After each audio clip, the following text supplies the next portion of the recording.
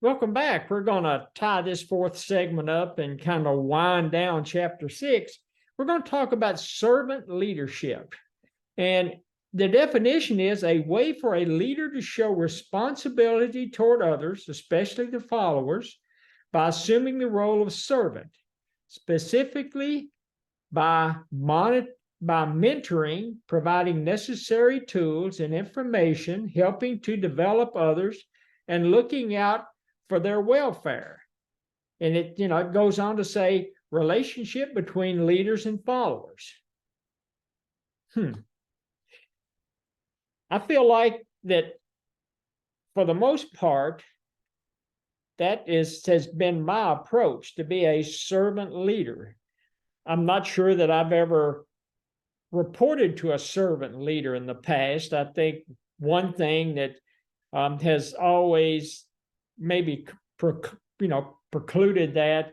I have a PhD, and I think they've just made the decision that anybody with a PhD, right or wrong, should be able to hit the ground running and not need a lot of mentoring or role model. And so I don't know. It's kind of a, personally, I've never had a leader that I've reported to that was a servant leader. But I've always tried at least part of these things, talking about mentoring, providing necessary tools, information, helping others to promote them up through kind of the corporate ladder. So, and I think that's what most leaders should try to do. And then they talk about, they've got, and I can't remember what page it was on, but they've got the two triangles, and the top one is a traditional triangle where it talks about top managers first, supervisors, middle managers, employees are on the third rung, and clients and customers are down on the bottom rung. And I think that is probably the way most companies operate, especially most companies that are maybe equity based and have some shareholders. So I guess to me, whether you're talking about a traditional leadership type or the inverted pyramid or the servant leadership type, I think it goes back to context. I think it's going to depend on the context, maybe on your company's size, the industry you work in, maybe the market within that industry, characteristics of the top managers. I think all of those go together to really talk about whether you fall in that traditional kind of pyramid sphere or the inverted one. And the inverted one is the servant, and that's where it just flips everything. So clients and customers first, employees second, supervisors, middle managers third, and then you've got your top managers at the bottom. And I think the text even talks about that, there are very few leaders that follow this servant leadership completely. You may have some managers that are walking that fine line between traditional and servant, but I think that's where that I think that the authors would like. They think that in a perfect world, maybe that the more you move toward that servant as a leader, the more positive you're going to be as an organization, the more maybe the happier your employees will be, and maybe the happier your customers. Maybe you can provide a basis for a continued customer base. And they talk about in the text, they don't go into a lot of great detail, but you just step back and ask yourself, is a servant realistic? Especially in companies nowadays with constant restructuring, changing leadership, changing in strategy, looking at the short run strategy versus the long run strategy. There's so much going on right now in corporate America that is the servant leadership model. Would it be effective in operating a company on a day-to-day basis? And then they get into balancing the traditional and an inverted servant pyramid. It means, you're talking about maintaining control versus passing on autonomy. If you're looking at that inverted pyramid, the implication is that you're going to move more toward the autonomy side of the spectrum, and you're going to end up giving up more control. Remember, in the previous chapters, we've talked about control. Being a leader is all about maintaining control, and how do you manage that control? And, are you directive or delegative? And, those ends of the spectrum. And I think that's what you're going to get into when you're talking about the servient. And, it stresses conformity versus allowing exceptions, high requirements versus allowing for mistakes, sense of maintaining control versus letting control go. And they give some examples that, Southwest is maybe closer to being a servant leadership model. When you talk about the allowing for mistakes, that was one thing that United was great at. If you had an idea, they would allow you to run with it. And they would allow you to make a mistake or two. And if you back up and you rework your idea and you take another shot at it, but at some point they expected that return on investment to be there. So, and a lot of health plans that I work for will allow you a few mistakes if you're creative and if you have everything mapped out from a strategy or strategic perspective with information to back it up. Sometimes things just go sideways, and you make mistakes and you back up and you reevaluate and you retweak your strategy. And it's a responsible leadership orientation. Corporate, and there's where they get into the corporate social responsibility, or CSR. And you hear a lot nowadays about corporate, social responsibility. It appears to advance or acquiesce in the promotion of some good social good beyond the immediate fiduciary responsibilities to the shareholders or law. So they're looking at, the CSR, and they're looking at the social responsibility versus the fiduciary responsibility. And if you look at, you've got especially, I go back to healthcare, you're talking about, covered services for members, and it's pretty much black and white. Here's the services you have, and from a financial perspective, you want to hold those members to those financial services that are in their member contract. And also in your contracts with providers, and I've seen health plans over the years that if providers, if things go south and providers are in a bind financially, that they will, that's called loaning them money. They will loan them some funds to help them get over the rough spots, and they probably don't ever pay the funds back. The loan's forgiven, but that's where you get into the social responsibilities. And Blue Cross Blue Shield, social responsibility was a key to that organization. We spent January to 1st of November with raffles and lotteries and bake sales and ways of making money, because we always adopted families at Thanksgiving and provided food and, baskets for them. We always adopted kids at Christmas. In August of every year, there was always a backpack drive and a school supply drive. So a lot of social responsibility at Blue Cross Blue Shield, because as I'd said earlier, they spent a lot of time servicing the community and doing things that would help individuals in the community and improving the social welfare of everybody in that Buffalo market. Why is it important? CSR can enhance revenues. Most people would stop and think, enhance revenues? But think about the brand. Think about the Blue Cross Blue Shield brand. That is a powerful brand in the markets that a Blue Cross Blue Shield health plan functions in. It is a tremendous brand. You know, improves membership sales, improves environment, green economy, green, recycling, talking about charities, community improvement.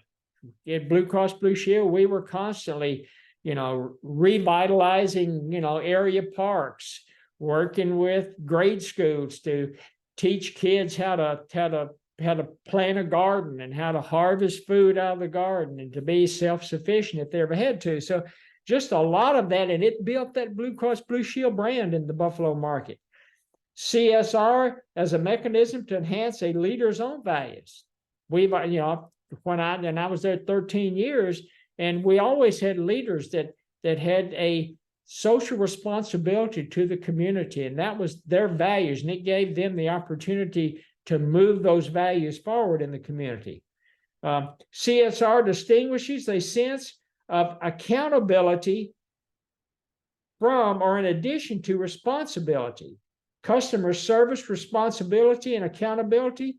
And, you get into maybe some fraud issues, especially with healthcare providers. But let's step back and talk about responsibility and accountability. So if you have if you were working in a health plan and you were working in member service and members were trying to call in and you couldn't, health plans are constantly looking at ASA, average speed to answer.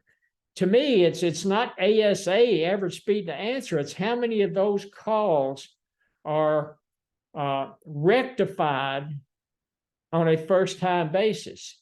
Same thing if you call into your credit card. If you call in to get, or you'll call into your internet provider or whomever you call into, how many times have you called in and never gotten the answer that you needed? And it takes multiple calls and the frustration starts building as you as a customer.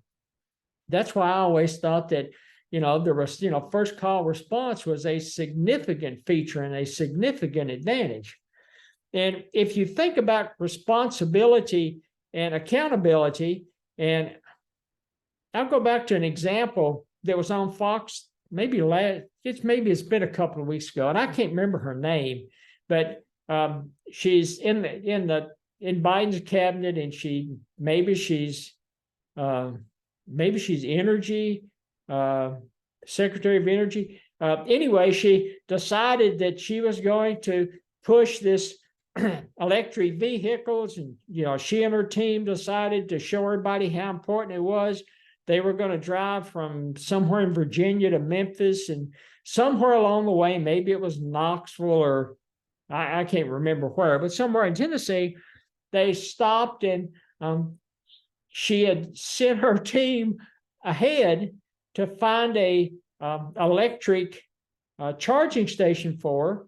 And what they did is they found one, and to hold it for her when she got there, they backed a gas burning car in there just, to hold the space. And they had people standing in line needing their electrical vehicles charged. And long story short, egg on her face.